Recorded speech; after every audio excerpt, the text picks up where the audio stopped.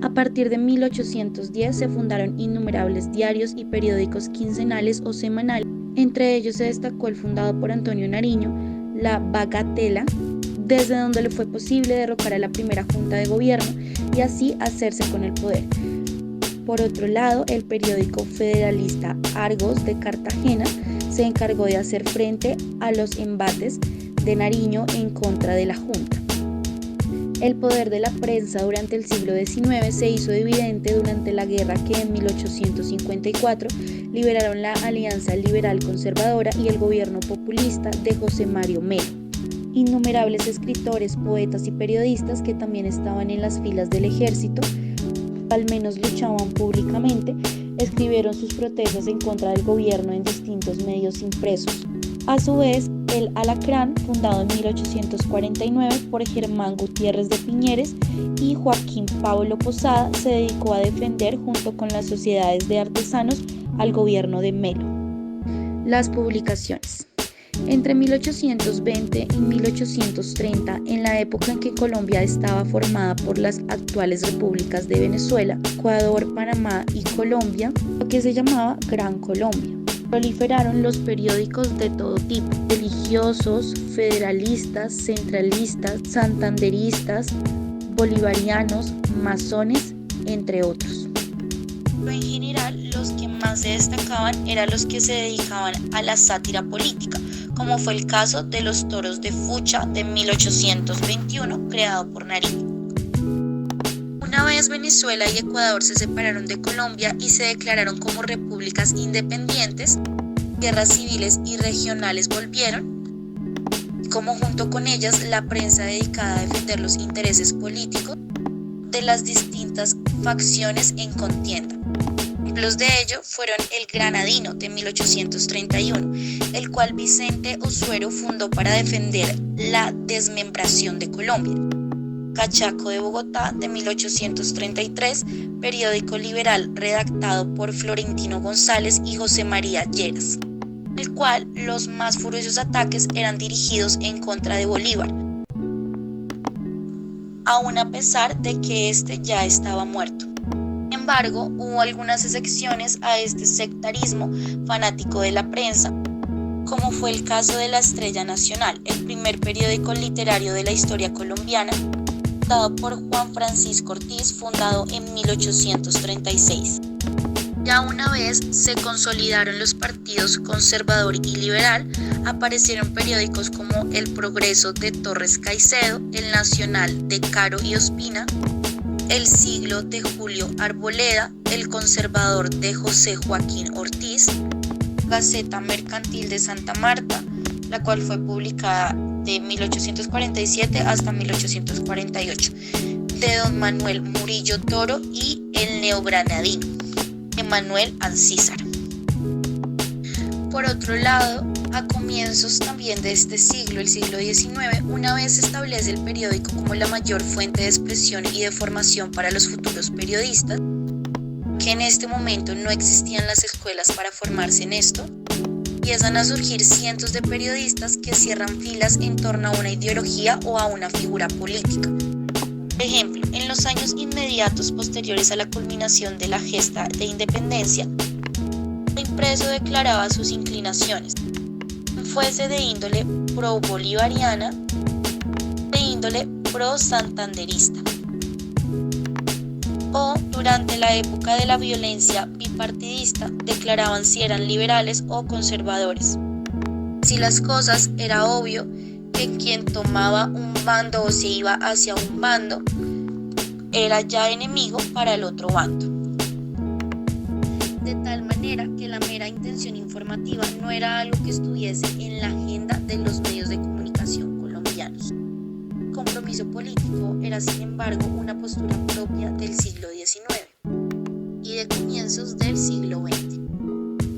Ahora vamos a hablar de algunos periódicos que podemos resaltar. El Seminario del Nuevo Reino de Granada fue la primera publicación de carácter científico del Virreinato de la Nueva Granada, en la cual se abordaron diversas temáticas con el fin de que los conocimientos de los criollos ilustrados de la época tuvieran eco y estuvieran al servicio de la patria. En su gran mayoría son escritos de 8 páginas por número y para finalizarlos podían tomarse alrededor de 6. Hacia 1810 cambió su nombre a Continuación del Seminario y también cambió su periodicidad. Dejó de ser semanal para empezar a publicar memorias mensuales.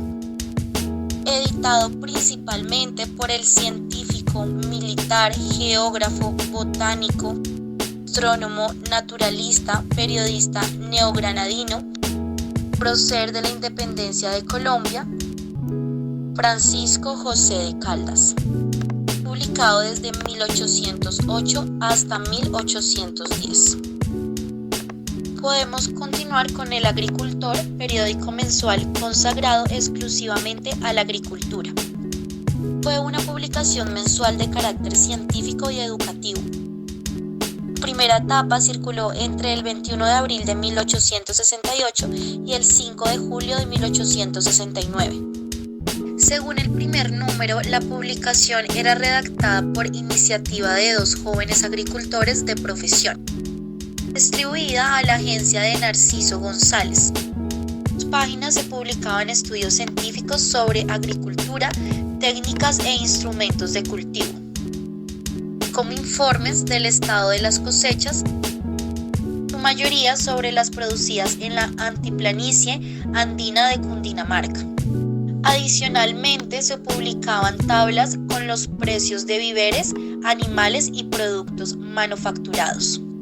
Finalmente, contaba con una sección de variedades en la que se divulgaban algunos textos literarios dedicados a agricultura y a la vida en el campo. 4 años después, en 1873, salió al público una nueva edición del periódico El Agricultor, esta vez escrito como órgano oficial de la Sociedad Colombiana de Agricultores. De otras publicaciones del momento, Diario Político de Santa Fe de Bogotá, fundado por Francisco José de Caldas, Siglo de 1849, La Reforma de 1851, La Opinión de 1863 hasta 1866 y La Unión de 1861, fundado por Salvador Camacho Roldán. Vamos a nombrar algunos personajes importantes de la época. Manuel Ancísar, federalista ilustrado, responsable buscador del ser nacional, introdujo en el país máquinas modernas y un equipo de impresores, dibujantes, pintores y litógrafos, cursos con los cuales se estableció la imprenta del neogranadino. 1848. Esta imprenta significó una verdadera revolución técnica al servicio del periodismo y de la literatura en Colombia. Por primera vez fue posible reproducir litografías de primera calidad, así como libros y folletos con encuadernaciones insuperables. La expresión más acabada de estas novedades fue el neogranadismo, periódico fundado y redactado por Ancísar. Gran belleza su tipografía y diseño. En sus páginas publicó Ancísar su inolvidable Peregrinación de Alfa en 1851 a 1852 y muchas otras obras literarias de otros autores.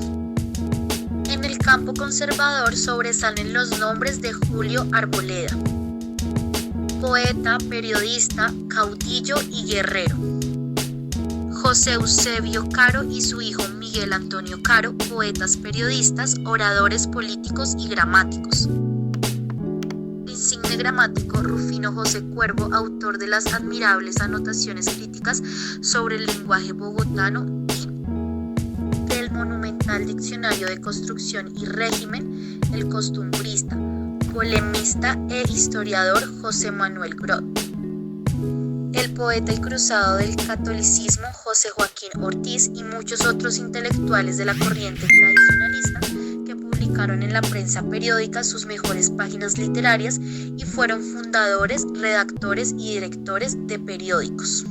Julio Arboleda cosechó éxitos resonantes en el periodismo, las letras, la política y el campo de batalla. Escribió apasionados versos políticos, participó en varias guerras civiles, alcanzó el grado de general y fue jefe supremo del ejército conservador. Rafael Pombo publicó casi toda su poesía en periódicos y revistas, pero nunca ejerció el periodismo, sino en una ocasión, cuando fundó La Siesta en 1852, con el propósito de impulsar un periodo exclusivamente literario e intransigentemente pluralista. Pombo odiaba los sectores políticos y las guerras civiles. Escribió fábulas en verso para niños y tradujo a Poe y las grandes poetas alemanes, franceses, italianos, portugueses, griegos y latinos. Romántico, naturalista, modernista, moralista y maldito. Y no fue suicida porque, a diferencia de Silva, que fue perseguido por ser bello y delicado, Pombo era mísero de cuerpo, pecoso y robicundo, como un payaso mal pintado. Era miope, de minúscula quijada y cuello de pelícano, de andar tembloroso y vacilante. Fue una caricatura viviente. Pero su carácter afable y bondadoso irradió siempre una paz tibia y dulce en el corazón de quienes lo trataron. Por otro lado, hablando un poco más de lo que surgió en el siglo XIX respecto a la prensa, podemos decir que la prensa y la democracia surgieron casi simultáneamente con la independencia. En ello no se niega el papel de la imprenta en los años anteriores de la colonia, ni las contribuciones de Manuel del Socorro Rodríguez en la historia del periodismo colombiano. El fin de la Inquisición, sin embargo, sin la lucha triunfante contra el absolutismo, la prensa moderna es inconcebible. Por ello, el entusiasmo de Joaquín Camacho y Francisco José de Caldas al abrir el Diario Político de Santa Fe, publicado algunas semanas después de la Declaración de Independencia del 20 de julio de 1810, con un optimismo desbordante: escribimos en el seno de un pueblo libre, escribimos con libertad. Mientras animaban a los literarios y sabios de la época a escribir para hacernos libres, independientes y felices. Todavía en 1837 se apreciaba el valor de haber roto con la tiranía colonial.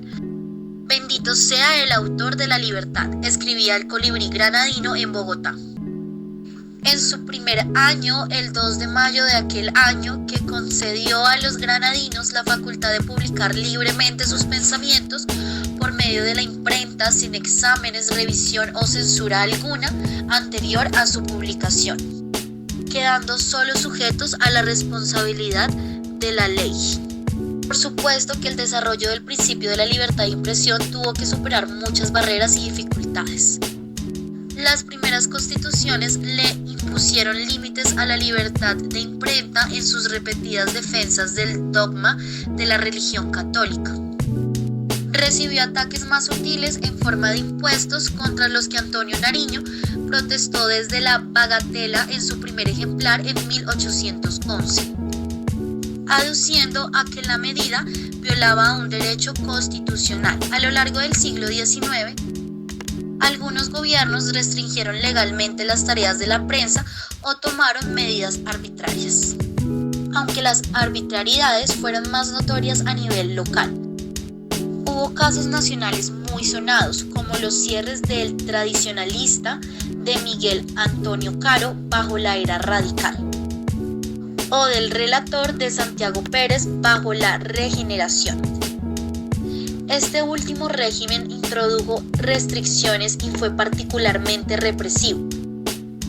Un artículo transitorio de la Constitución K, un decreto de febrero de 1888, y poco después, ese mismo año, una ley conocida como la Ley de los Caballos, sirvieron de base a la política regeneradora contra la prensa liberal. Líderes de la regeneración como Carlos Holguín y José María Samper acusaban de mayores abusos a los radicales, a quienes también criticaban por haber promovido la irresponsabilidad de la prensa. Con una palabra o una plumada, observaba Samper, se podía atentar contra la honra de las personas, la dignidad de las familias, la paz pública y el respeto debido a las autoridades. Se podía aconsejar públicamente toda violencia y acusar a la comisión de todo crimen contra la libertad y seguridad individuales. Por otra parte, sin lectores y sin lectores que compren, cualquier aventura periodística está sujeta a una vida pasajera. Así lo entendieron quizás quienes en 1812 decidieron publicar en Cartagena un periódico bajo el nombre de El Efímera. El Efímera fue la vida de la gran mayoría de periódicos que se fundaron en el país a lo largo de todo el siglo XIX. Ninguno de los periódicos establecidos durante la época de la Gran Colombia existía ya en la década de 1830. Los fundados a partir de entonces tampoco contaron con una mejor suerte. Los periódicos de mayor éxito, como el Diario de Cundinamarca, bajo el periodo racional, lograron sobrevivir escasamente unos 25 años. Era un panorama desolador como una de las historias universales del periodismo. Frente a tantas barreras, los sucesivos esfuerzos deberían ser por ello mucho mejor apreciados. El Imperio de los Principios, que apareció por primera vez en Bogotá el 10 de julio de 1836, publicó 3 meses más tarde el listado de sus suscriptores, 75 en la misma Bogotá y 40 foráneos, en poblaciones algo cercanas como Fomeque y Sogamoso, pero incluía también personas de los más distantes municipios de Medellín, Girón y Cartagena, entre una veintena de lugares en el país. A mediados del siglo XIX sobresalían los afanes de Manuel Ancísar en el neogranadino por conquistar mercados a partir de novedosas ofertas, el folletín como táctica publicitaria que acompañaba al periódico para atraer lectores, difusor de obras literarias nacionales y extranjeras. Existía un público lector suficiente para sostener aquellos esfuerzos. Para Isaac Olton, un norteamericano que visitó la Nueva Granada en 1857, era tan raro encontrar una persona que se suscribiera a un periódico en las provincias. Olton visitó Ibagué, donde el gobernante le regaló una colección de Voz del Tolima, el quincenario oficial que los lectores estadounidenses hubieran encontrado, como todos los periódicos de la Nueva Granada, insufriblemente aburrido. Sus páginas se dividían en 2 secciones, oficial y no oficial. En la primera se publicaban toda clase de medidas gubernamentales, desde ordenanzas de la Cámara hasta informes escolares. La segunda contenía cualquier otra cosa excepto noticias. En 1878, Adrián Páez narraba en La Patria sus frustrados intentos para animar una empresa periodística que llevara el verbo de la civilización. Toda la República inspiró en algún momento a fundar un diario que circulara unos 20.000 ejemplares. Imposible, fue su conclusión, pues no había forma de sostener los gastos requeridos. Una razón básica para el tardío despegue del periodismo, no mencionada en la narración de Andrés Páez, pero observada por Isaac Olton, era simplemente la falta de noticias. Todo el mundo las pide, pero nadie las da. Se quejaba Filemón Buitrago, el editor de El Zipa. Colombia de la época, José Manuel Morroquín le había escrito a Buitrago en 1877, en que nada sucede cuando llegue a suceder algo. Este algo es devorado en la primera media hora por una población ávida de asuntos de conversación. Los rumores y las charlas sociales se anticipaban así a la tarea de los periódicos. Las condiciones materiales para el establecimiento de una prensa duradera comenzaron a cambiar ligeramente a fines del siglo XIX. Con bases más sólidas en las primeras décadas del siglo XX, en 1886, Jerónimo Argáez fundó El Telégrafo, un diario bogotano que, según el estudio monográfico de Adriana Díaz Hernández, estaba atado a los desarrollos de una Colombia más moderna. En el largo plazo, mejor suerte tendría el espectador, que comenzó a circular en Medellín un año más tarde, en 1887, y cuya sede se movió a Bogotá en 1915. Para entonces, la estabilidad política y el progreso económico permitieron la prosperidad de empresas periodísticas de largo alcance. El Tiempo, El Colombiano, Vanguardia y La Patria. Esto ya hace parte del siglo XX. Ahora vamos a hablar de algunas colecciones de prensa. Existen 4 colecciones de prensa básicas para el siglo XIX. Todas provienen fundamentalmente de coleccionistas privados del siglo XIX. El archivo de José Manuel Restrepo. Cronológicamente es la más antigua, pues comenzó a formarse antes de 1819 con el objeto, ante todo, de servir a Restrepo para su proyecto de escribir una historia de la Revolución. Las colecciones de la Biblioteca Nacional. Desde 1777 existía en Bogotá una biblioteca pública. Su director a fines del siglo XVIII y a comienzos del siglo XIX fue justamente el fundador y editor del papel periódico, Manuel del Socorro Rodríguez. Aunque la biblioteca no realizó casi nunca esfuerzos muy activos para reunir la prensa que se publicaba en el país, fue usual el envío de las publicaciones a la biblioteca por parte de sus mismos editores. A partir de mayo de 1834, una ley estableció la obligación del depósito legal. Se cumplió con mayor precisión con relación a las publicaciones hechas en Bogotá, mientras que los periódicos de provincia lo hacían en formas más irregulares. Sin embargo, las colecciones de prensa de la primera mitad del siglo XIX de la Biblioteca Nacional parecen deberse más que al cumplimiento de las leyes de depósito legal, a la actividad de algunos coleccionistas.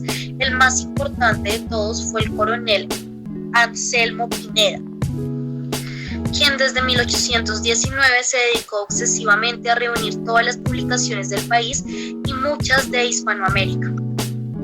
En 1852 entregó sus colecciones a la Biblioteca Nacional. El catálogo de lo que entregó en ese año, y que incluía obras hasta 1850. Fue impreso en 1853 y 1872, y en segundo catálogo de 1873 añadió los catálogos de una segunda donación. El coronel había seguido reuniendo todas las publicaciones posibles desde 1850 hasta esta fecha. Las colecciones de la Biblioteca Luis Ángel Arango. Esta biblioteca fue abierta en 1958 y por lo tanto su colección de prensa del siglo XIX es ante todo el resultado de la compra de colecciones privadas. Lo más importante fue la de Laureano García Ortiz, un historiador que reunió desde los finales del siglo XIX hasta la década de 1930. Una rica colección sobre Colombia, comprada en 1945, constituye la base de la colección de valor patrimonial de esta biblioteca.